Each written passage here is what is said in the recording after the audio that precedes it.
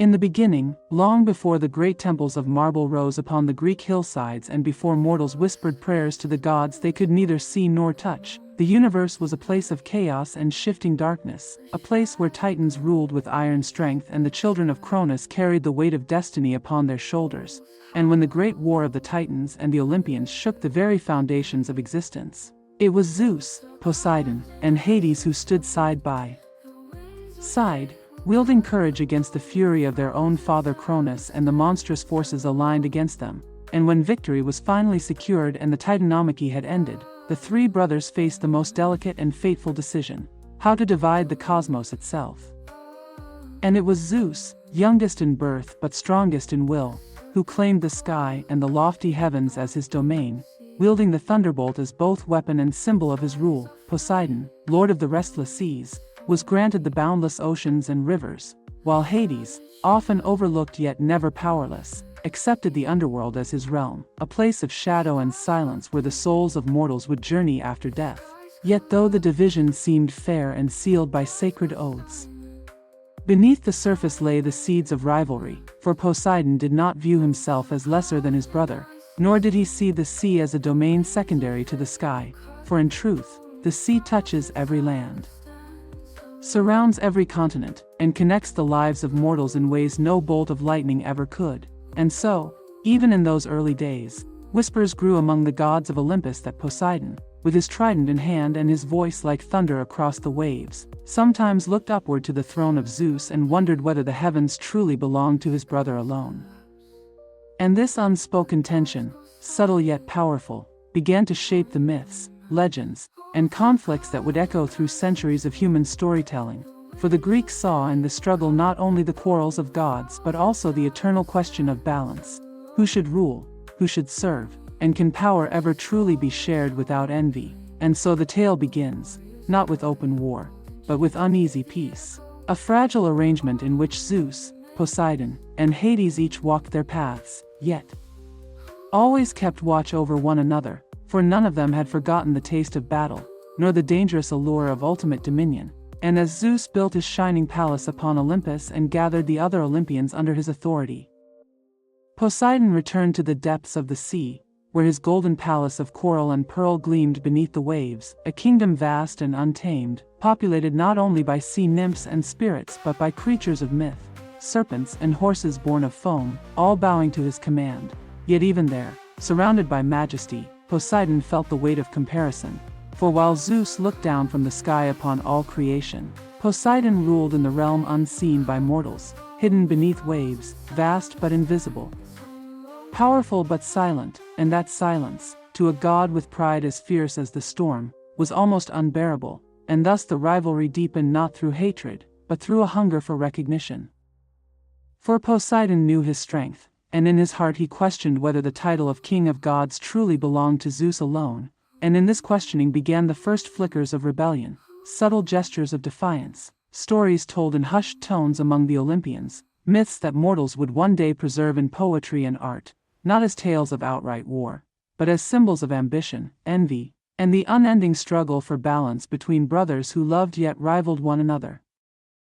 And thus part one of this untold power struggle reveals that before Poseidon ever raised his trident against Zeus, before Olympus trembled at their conflict, there was a choice, a division of cosmos, and within that choice lay the inevitability of discord, for when power is shared among equals, the seeds of rivalry always find soil in which to grow, and from those seeds would one day rise storms that no mortal or god could ignore. As the years passed upon the shining heights of Olympus, Zeus continued to reign with authority, his thunderbolt a symbol of law and divine justice, his voice carrying commands that echoed across both mortal and immortal realms, and though many gods and goddesses accepted his supremacy with reverence, Poseidon remained ever restless, dwelling in the depths of the ocean yet never entirely content with the boundaries drawn by the division of the cosmos, for his heart was stirred by storms and his pride demanded recognition beyond the confines of the sea. And it was during these years that the first subtle conflicts between Zeus and Poseidon began to emerge, not through open war but through acts of defiance hidden within the fabric of myth, as when mortals built altars to Zeus upon high mountains, Poseidon inspired sailors to carve offerings upon their ships, whispering prayers to the god who calmed or shattered the waves. And thus a quiet rivalry unfolded between sky and sea, each brother commanding elements that mortals could neither escape nor fully understand. Yet even among the immortals the tension was felt, for Hera, queen of Olympus and wife to Zeus, sometimes regarded Poseidon's independence with suspicion, while Athena, goddess of wisdom, born from Zeus himself, often opposed Poseidon directly, as seen in the tale of Athens, where both deities vied for the devotion of a city destined for greatness. Zeus himself refrained from intervening in that contest. Yet he watched with keen eyes as Poseidon struck the ground with his trident to summon a spring of salt water, while Athena offered the olive tree, symbol of peace and prosperity. And when mortals chose Athena over Poseidon, the god of the sea concealed his disappointment, yet deep within him it hardened into a quiet resolve. For rejection by mortals was one matter, but being overshadowed in divine contests was another. And each such defeat reminded Poseidon that Zeus's allies were numerous, while his own support was uncertain, and so Poseidon sought to demonstrate his might not through negotiation but through nature itself, sending quakes across the earth, waves against the shores, reminding gods and mortals alike that the sea, though distant, was never powerless, and these acts, though often explained as punishment or divine displeasure, were also messages, subtle declarations of equality, perhaps even warnings to Zeus that no crown could silence the ocean's roar. And indeed, whispers among the Olympians grew louder when Poseidon, alongside Hera and Athena, once conspired to challenge Zeus directly, a plot born not of hatred but of frustration with his dominion. And though the attempt failed, Zeus's might proving too great, the very act of rebellion revealed how thin the veil of harmony truly was upon Olympus, for even gods, immortal and radiant, carried within them the same ambitions, envies, and desires as mortals.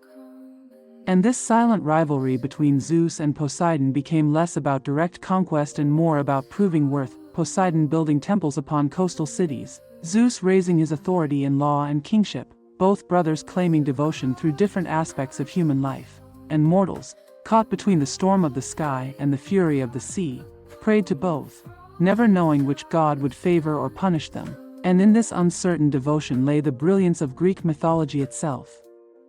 a mirror of human struggle.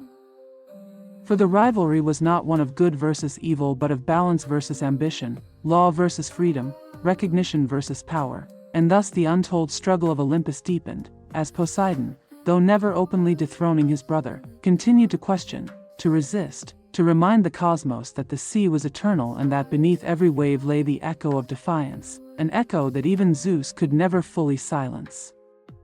Yet the rivalry between Zeus and Poseidon, though wrapped in the language of thunder and tide, was never merely a quarrel of siblings, for within it lay the great mirror of existence itself, a reflection of how power is shared, contested, and redefined. And as the myths spread across generations of Greek storytellers,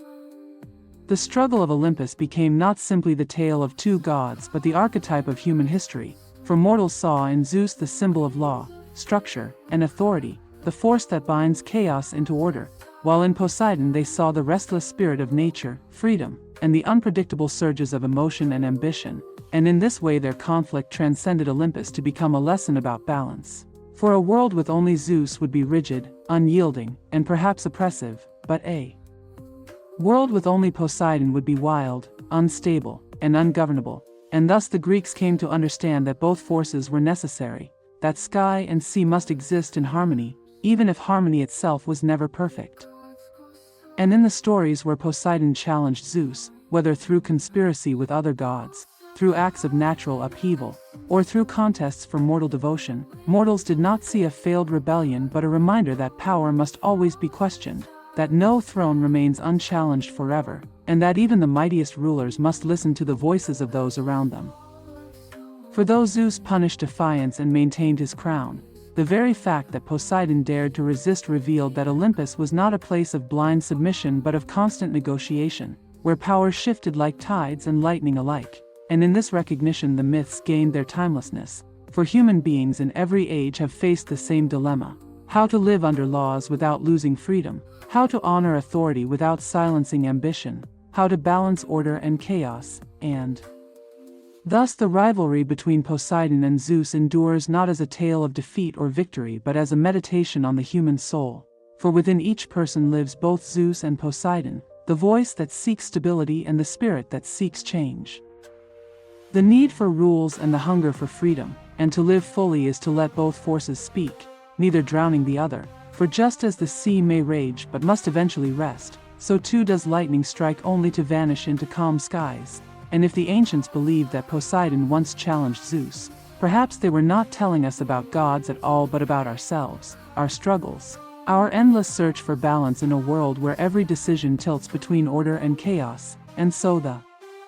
untold power struggle of Olympus is not confined to marble temples or ancient scrolls but continues in every heart, every society, every age. And in remembering it, we honor not only the gods but the wisdom of the storytellers who gave shape to truths that words alone can barely contain.